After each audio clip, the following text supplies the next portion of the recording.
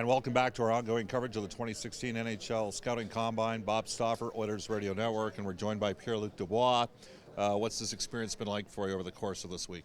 It's been really fun. Had 23 interviews, so that was really fun. And now the testing today was pretty hard, but I think I did good.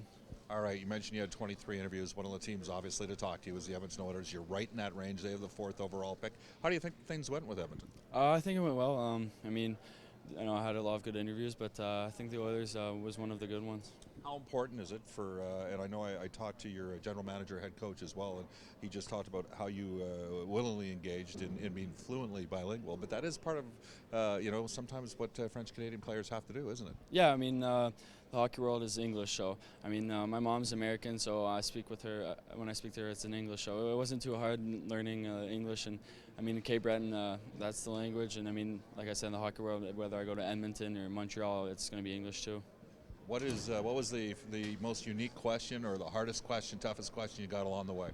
I didn't get a lot of tough questions. The question that came up the most was what position would you rather play, obviously, but I can't really think of a hard question I got asked.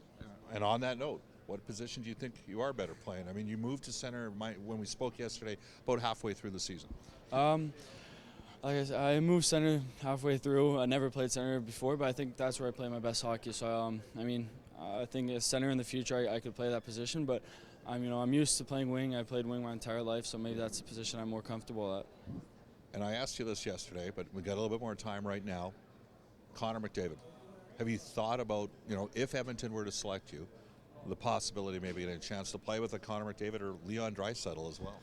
Yeah, two amazing players. I think Connor proved this year that he was the real deal, and he's one of the generational players in the NHL. So I know the opportunity to maybe learn from him, grow with him is pretty amazing.